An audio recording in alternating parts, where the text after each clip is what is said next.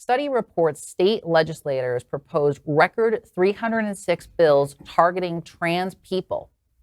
An analysis released Monday by NPR details which a rights advocacy group called Republican Party's obsession with curtailing the rights of transgender people, with U.S. state legislators proposing more than 300 pieces of legislation targeting the community over the past 2 years. Lawmakers in every region of the United States have put forward a total of 306 anti-trans bills since 2020, with 86% of the bills focusing on transgender use.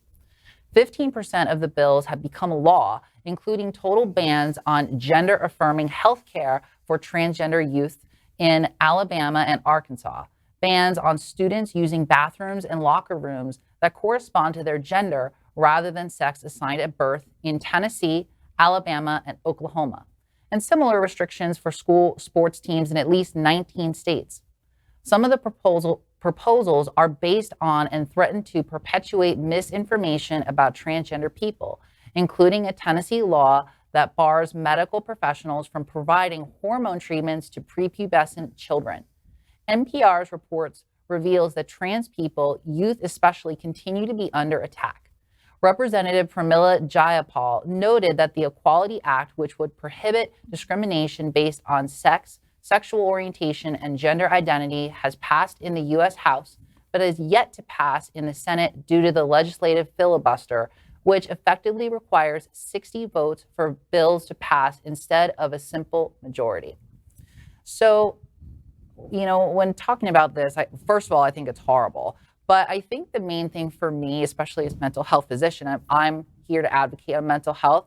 I think the mental health consequences of this could cause a complete uproar. So I ask myself, what is the end goal with this? And to me, it seems like the end goal is to ban transgender healthcare affirming care.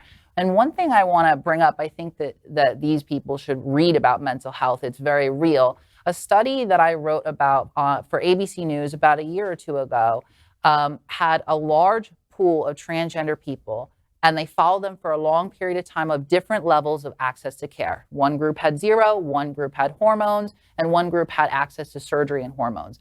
And what they found was there was a significant correlation. The people who had no healthcare access, significantly higher hospital stays, mental health visits, medications, and suicidal thoughts, and were much more likely to go down that road.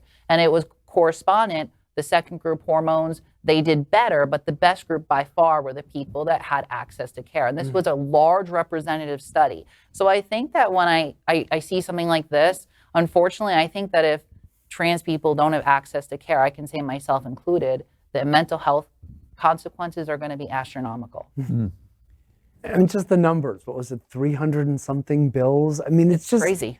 I mean, just focus on something useful, right? Just leave us alone and just focus on something.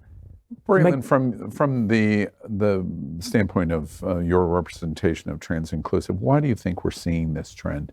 The number of laws that are being introduced here in Florida and all over the country. Why do you think it is happening? Simply ignorance, fear of the unknown, not really understanding, and really this depiction by a small group of people that we aren't human, right? That's why visibility matters, right? Because I'm a Black trans man. So when I was a youth and I was having these feelings, I didn't know who to talk to. I could talk to my parents, right? But then I was told that doesn't make sense, right? So you have to find some outlet. And if you can't find an outlet, then you resort to thinking about killing yourself, thinking that you don't need to be here, questioning your existence. But when I was able to find a group like Trans Inclusive Group as an adult, I was able to see other people that looked like me, right? Because that's why representation and visibility matters. And I'm going to continue saying visibility, visibility, visibility, and actually telling our stories to everyone so they know that we're here and we're not going anywhere. And that's why it's important for lesbians, for gays, and this is even non-binary community, right? Everybody has to stand behind us as we support our youth as well, because guess what? They're coming after them, and then they're coming after us. And it's not going to stop. So we have to stand together, united with the same strategy. Yeah, absolutely. I just make the observation that that all of us at Hotspots and Happening Out Television Network would say.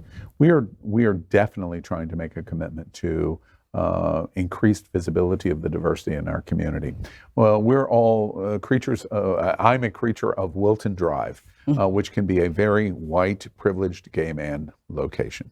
And we've got to get beyond that. Yesterday, I made note that we did a story about DeSantis contributing to 24 campaigns in Florida for school boards, personally financing donations for school boards. And they're Moms of Liberty. All 24 of them are Moms of Liberty. And the person telling the story was a 16-year-old Broward County trans student telling the story beautifully. And the representation of that trans student, high school student, who was a sophomore in high school, is a beautiful representation. I just point out what washes over me as we do this story.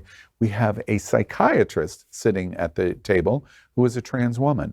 And we have a black man that is leading a 501 service organization that is helping in the community. These kind of representations are what helps get over the ignorance, and we must dedicate ourselves and dedicate ourselves and dedicate. The problem that we have coming, the other note that I want to make, is what's going on in Oklahoma. There is a process moving on in the very radical ends of the Republican Party in Oklahoma to move beyond youth denial of trans health care. There are a growing voice that want to ban health care and recognition support in any way for all trans, including adults. Now, this is a natural inclination of the crazy getting even crazier. Mm-hmm. And we should be aware of this because we are all in this together. If in Oklahoma they're willing to go after eliminating healthcare, you just mentioned it, for adults in their choice in trans, they're going to go after lesbians and they're going to go after gay men. It's a matter of time. It's just a matter of time. Yeah. This is an issue that we have to watch and pay close attention to because we're either all in it together or we're all defeated together, one way or the other. If I may add one thing to that, I spent a lot of time in conservative circles. I have a lot of Trump friends. I don't understand why.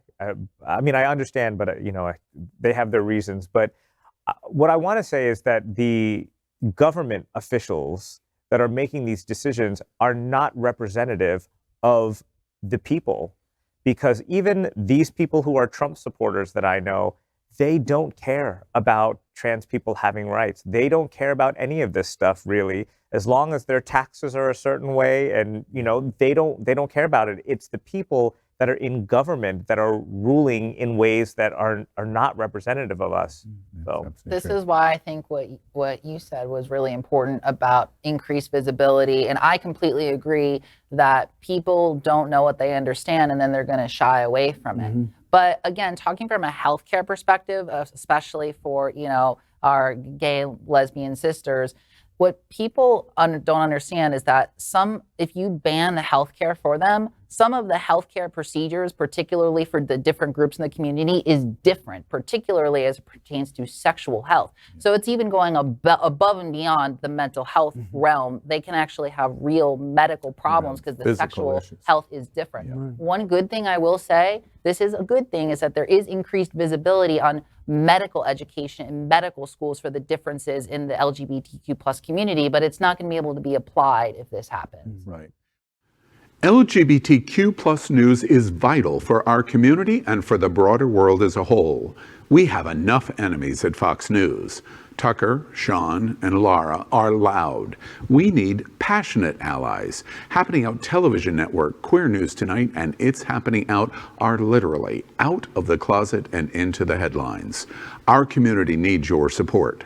Like this broadcast and subscribe now to ensure the growth of the entire LGBTQ plus community.